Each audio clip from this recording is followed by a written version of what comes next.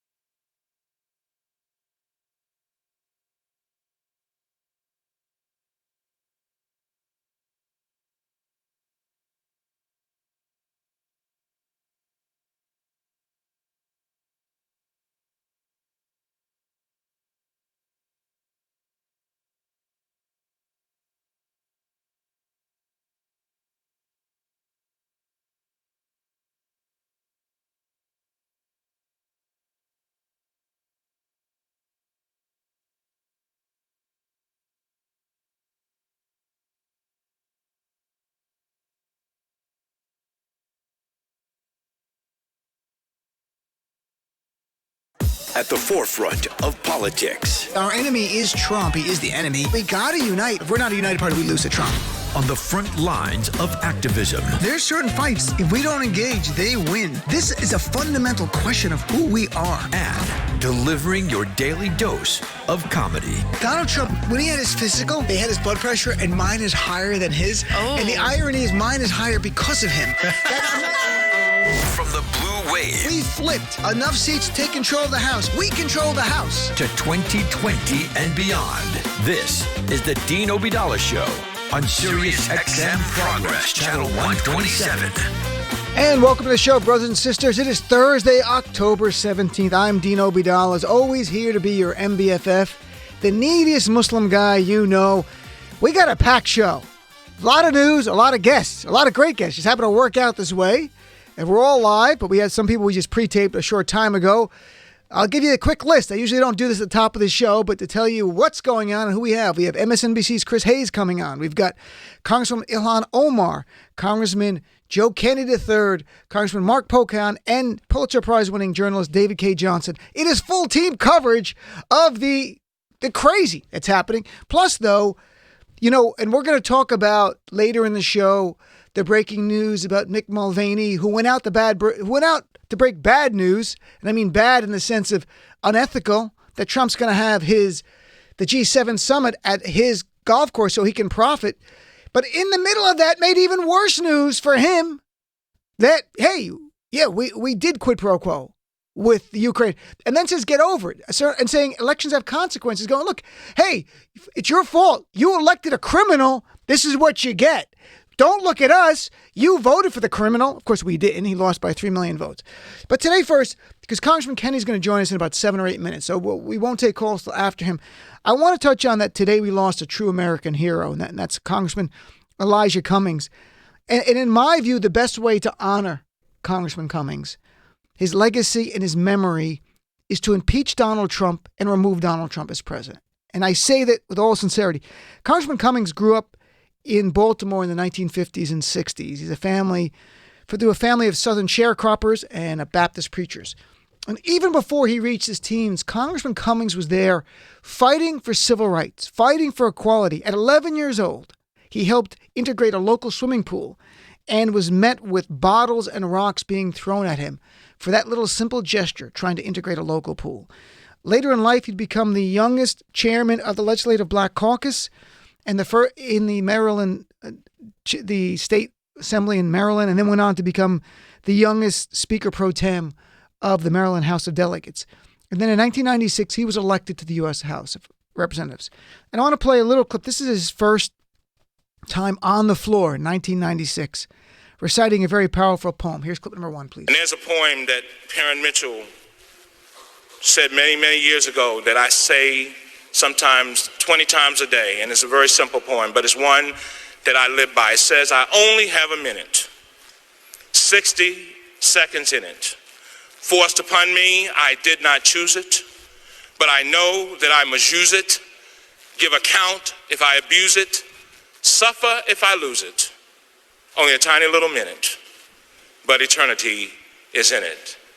And so I join you as we move forward to uplift not only the nation, but the world. May God bless you all, and may God bless America.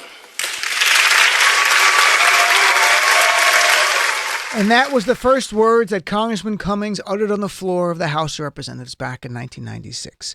But now he's been known the last year or so as a clarion call for Donald Trump to be held accountable for his crimes and his corruption.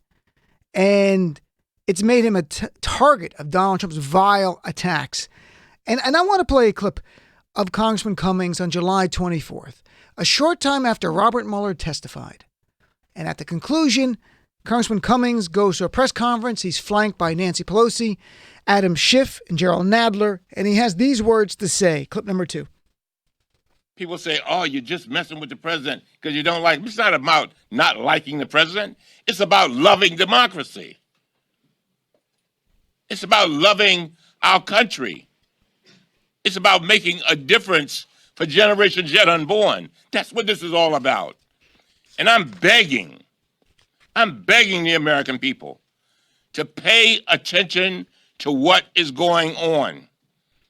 Because if you want to have a democracy intact for your children and your children's children and generations yet unborn, we have got to guard this moment. This is our watch. This is our watch. Listen to his words. I am begging the American people to pay attention to what's going on. And that, yes, maybe you hate Trump. I mean, I do. But it's not about that. That's not why I want impeachment. It's because I love this country. And that's what Congressman Cummings said.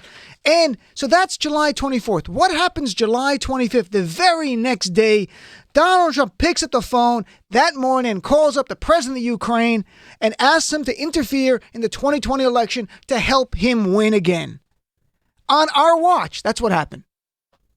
And in that phone call, he asked for help to get dirt to investigate Joe Biden and Hunter Biden from events that happened over 3 years ago. But because we're in the middle of the 2020 campaign, he needed their help.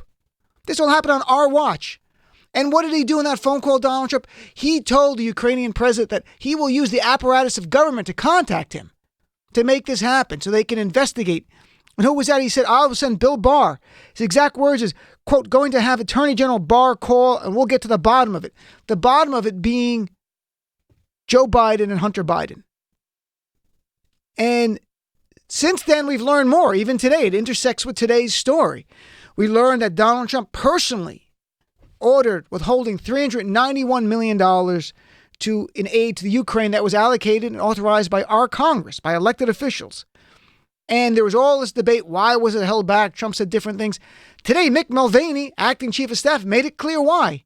It was quid pro quo. They were doing it, he said, until they've had commitment by the Ukrainian government to investigate corruption. And what they meant by corruption, he said very specifically, it had to do with it's a crazy, crazy idea, but to sum it up, that the Ukraine somehow now has the DNC server. And what that really means is that it wasn't Russia that attacked our election in 2016, it was Ukraine. And all roads lead back to Russia, as Speaker Pelosi said today. So when you put this together, in my view, the way to honor Congressman Cummings is to on this watch that we now have to take, and we've lost Congressman Cummings, our leader and brother at the watch, is to continue to push for impeachment. And what can we do to push for impeachment? Because we're not in the House. It is share with your friends when you hear things like Mick Mulvaney today, and we'll play clips and explain it in more detail later, saying, yeah, we withheld the aid, and Trump said withhold the aid. And and of course, Congressman Cummings was attacked by Donald Trump, who today said he honors and respects Congressman Cummings. This is Donald Trump in July, 2 days after that statement by Congressman Cummings, called him a racist and said no human being would live in Baltimore, and suggested Congressman Cummings should be criminally investigated in a tweet, saying there was so much aid going there. Where is it? And that Where's all the money going? How much is stolen? Investigate this corrupt mess immediately. Talking about Congressman Cummings. So you had him smearing Congressman Cummings that he was somehow a criminal.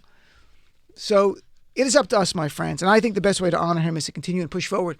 So, all right, let's go right now. Very happy to have back on the show Congressman Joe Kennedy, Democrat representing the 4th District in Massachusetts on the House Energy and Commerce Committee, and now officially a Democratic candidate for the U.S. Senate in 2020 in his home state of Massachusetts. Congressman Kennedy, how are you? Welcome back to the show. Dean, thanks so much for having me. My honor and pleasure. Sure, it's great to have you, and congratulations on the announcement, and we'll talk about that, but I want to get your reaction. We were just playing some clips of Congressman Elijah Cummings before you came on, and what's your reaction to the sudden, abrupt passing of Congressman Cummings? Dean, he was a giant. And you might have seen a clip or so of the moment that we all paused, Democrats and Republicans, the entire House of Representatives paused to recognize him for the man that he was, the legacy that he leaves. But you will not find a person that served with him that would say a bad thing about him. I was speaking to the Republican minority leader who I think was extremely articulate about who he was, Chairman Cummings was, and the dignity and humanity that he possessed. And that's coming from the leader of the opposition. And obviously the Speaker Pelosi and Mr. Hoyer, who served with him in Maryland, spoke eloquently about him.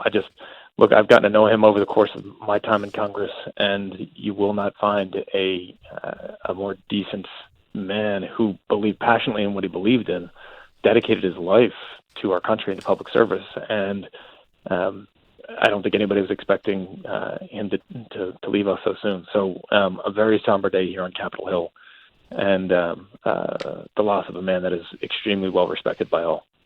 It was a sad way to wake up this morning and see the story. And I played the clip before you came on where he talked about, people say you're messing with President Trump because you don't like him. He said, no, it's not about not liking the president. It's about loving democracy. It's about loving our country. And he called on all of us. He literally said, I beg you, I plea to the American people, pay attention. This is our watch, and we can't let him down. I mean, this is part of the job, and you in Congress that's the watch there, and the rest of us here in our nation getting the word out about what's going on in this country. And he was talking, it was the day after Mueller testified, the same day as Mueller testified. So it was very clear what he was talking about. It was about holding the president accountable for corruption and criminality. So. Yeah, and he did so. Look, he was an extraordinary representative. He was a terrific chairman. He was a leader of our caucus, and again, somebody that they talked about him today.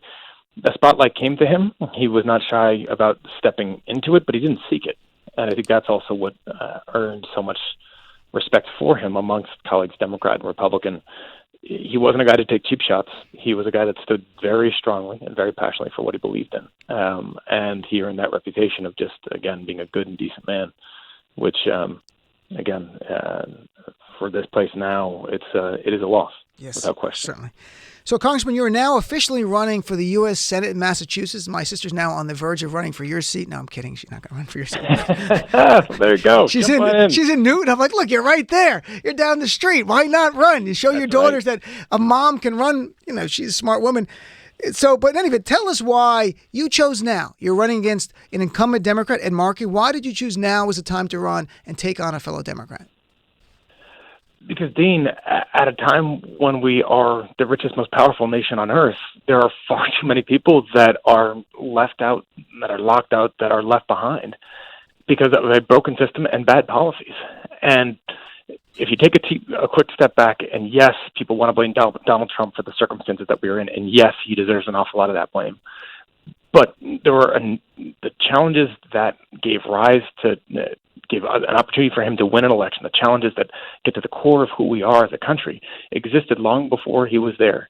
Tonight, there's about 500,000 people across our nation that will go homeless and 37 million who will go hungry. We are here marking up a big bill on prescription drugs. We've been here all day. You look at healthcare in our country, half of all of these adults that struggle with mental and behavioral illness aren't going to get the treatment that they need, and it is far worse for children. A minimum wage earner working full-time cannot afford a two-bedroom apartment in any city in our country. And we act as if this is as good as we can get. You've got the highest rates of incarceration in the developed world and some of the highest rates of maternal mortality, particularly for African American women. And at a time when there is such urgency to try to take on these challenges, to try to fight back, I think all of us have to do our part. And I think the opportunity that comes with running a campaign, the opportunity to serve in the United States Senate, the opportunity to demand more of myself, of everybody else, of a system to actually address these concerns. I mean, man, if not now, then when? And Sure. I jumped on in about 3 weeks ago. The response has been really encouraging across the state. We've been barnstorming every day that I'm not in Washington, barnstorming all over Massachusetts. And it's been invigorating. It's been exciting. It's been encouraging. It's been a really amazing experience, and we'll keep that up for over the course of the next year plus, and hopefully be able to serve in the United States Senate thereafter. So when you're traveling the state of Massachusetts, what are the issues are people bringing up to you? I mean, do many people? Let me ask you first. Do many people bring up impeachment and Trump, and that, or they bring more issues that touch them personally, or is it a combination? Dean, certainly impeachment is obviously a big issue, but as I've gone around the state, we have showed up, I think, in places that people don't often show up. And I think this is the bigger and broader point, not that you can get anything more critical than illegal acts of our president. Mm-hmm. But when you take a step back and try to recognize how that Donald Trump won in the first place, look, the argument that he makes to so many across the country is that they're in a country where the political system has taken advantage of them, doesn't speak to them, doesn't hear them, doesn't challenge or channel their aspirations or fears or their concerns. But you hear the exact same thing. I hear that exact same thing from people across Massachusetts. I hear it from people all over the country, mm-hmm. that they feel like the system, as currently constructed, leaves them behind, sometimes deliberately. People that could have a felony conviction, that they can't vote again. Look at the impacts of a Shelby v. Alabama, the Supreme Court case that gutted the Voting Rights Act. Mm-hmm. Look at the impacts of gerrymandering. Look at the impact so desperately yearns for. I mean, think of the 4 Supreme Court justices that have decided made all of these decisions of late, knowing that 4 of the 5 were put forward by Republican presidents that lost the popular vote. Mm-hmm. And so you hear that concern from the left, you hear that concern from the right. And my take on that is, look, you got to go out there and prove to folks that you're going to have a government that is willing to listen to your concerns, that is going to take those concerns and channel them in policy in Washington. And if you can't change the policy, then you're going to fight to change the system by the structural reforms that are necessary, 1, and 2, by changing different people that are in Washington to execute on those reforms to begin with. And over the course of the past 3.5 weeks, we've shown up. We've shown up in food pantries and soup kitchens and homeless shelters and opioid clinics and community health centers and affordable housing projects and community after community, places where people don't often go, to make the point that the promise that we make our people more than anything else is that in this country you count, and you've got a government that's going to listen to your concerns and try to channel them to make everybody's life a bit better. And that's been my real focus on this. And yes, of course, in the midst of those visits and those stops, people wonder what it is that the president could be doing, how he could possibly try to portray that he is above the law, that the laws don't apply to him, and how he can possibly be held accountable. And I mean, you saw that again today with a chief of staff that went out and blatantly admitted that they engaged in a quid pro quo by holding up $400 million of U.S. taxpayer-funded military aid to a country that is under attack in order to leverage support in a political campaign and damage a political rival. Brazenly did it in a press conference standing at the podium inside the White House. And so, yes, he needs to be held accountable. It's sort of the, and I'm a lawyer too by training, the defense I would have never recommended for my clients, the I did it, so what defense, which is not a really good one, because that was remarkable to actually follow up the comment by saying, hey, elections have consequences, sort of saying, hey, you elected a crook, this is what you got, don't blame me, type of thing. And it's stunning. Do you think, based on the evidence, that, I mean, I know you support the impeachment inquiry. Does that mean you would also you would vote for impeachment at this moment? Or you're still waiting for the articles of impeachment to be drafted up? Look, I think, so one, we obviously have to, I'd say a couple things. One, Yes, I think the president should have been impeached on the basis of what Director Mueller was able to find through his inquiry with regards to Russian interference in an election, and the fact that that inquiry found, I believe, and I think it's pretty clear, multiple acts of obstruction of justice in his efforts to obfuscate and hinder that investigation. And I think he should be impeached on that basis already, period. With regards to what the inquiry in the Ukraine, well, I think he's admitted the fact that he's committed impeachable offenses already. And I think he needs to be held accountable for it. I do think that obviously as you go through this inquiry, if you are going to move forward with impeachment, that you make sure you gather as much evidence as you can to put forth as tight an airtight case as you possibly can. So not just the comments that he has said, and again from the acting chief of staff from the White House podium, but the text messages, the other testimony, emails, etc., to make sure that we are presenting a compelling case and not just the comments that the president utters one day and then utters again a couple hours later. You're seeing I just saw a headline come across my phone indicating that the chief of staff is already trying to walk back those comments. And so, so it goes. And so I think it is critically important that that this investigation continues. It continues aggressively, that we get all of the information that we need, that where the White House continues to obstruct it, that is evidence of obstruction. I believe it's evidence of obstruction. And I'd point out you argued the facts. When you had the law, you argued the law. And when you had nothing, you got loud. Right. If the administration is arguing process, it's because they don't want to argue facts. Right. There's nobody out there defending the actions that the administration, that the president or the administration has engaged in. Literally nobody. Well, there was Rudy Giuliani, but he's gone now. So, I mean, he was it. I mean, he was the only guy that would do it. I'm not kidding. And maybe Lindsey Graham here or there. That's really it. And Giuliani, who's now had, I think, 3 or 4 associates arrested, who's now under multiple investigations. Yeah. You then have them arguing process, saying they're being left out on it, when the process, if you actually know anything about it, Republican counsel and the staff members from the relevant committees are there through all of the hearings, through all of the witness questioning. Democrats get to go for an hour, Republicans go for an hour, then they alternate 45 minutes back and forth until everybody has asked every question that they want. Mm-hmm. They are participating in this process. They're just objecting to it because they don't know what else to do. Right. And I think it's critically important to know, if you're not arguing the facts, because you can't, you're putting up obstructions you're putting up objections about process, but you're still participating in it. It's because you really don't have anything else to argue. And that obviously, I would hope that at some point, they would recognize that there are grave consequences for our country. I agree. And last thing, because I know you have to go, and I'm chatting with Congressman Joe Kennedy.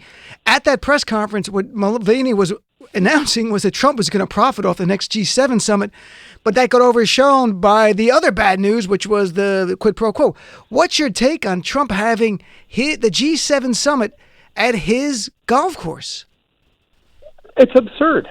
I mean, the idea that the president of the United States can host a G7 summit that will go, I mean, I don't know how many hotel rooms it takes to host all of the principals from the top 7 global economies, their staff, all the support, but it's an awful lot of them. Right. And the idea that somehow that's going to be held, I mean, look, it seems to me to be a blatant violation of our administration officials had held out as not something serious, was a joke that, no, of course, wouldn't happen until it was, of course, announced today. And so, unreal. Well, the same day he's going to profit, and they admit to the profiting himself and violating the Emoluments Clause, the chief of staff's admitting to quid pro quo and bribery. Just another day in the Trump administration. So, Congressman, I want to wish you the best in your Senate race, and you're welcome on whenever you want to talk about the issues of that and also the issues of the day. And I sincerely wish you the best in your race for the Democratic nomination. Dean, I appreciate it, my friend. Best to everybody, best to your sister. I will. Take care, Congressman. Let's take a quick break, folks. We'll be right back with more of the Dean Obie Dollar Show. The Dean is XM Progress.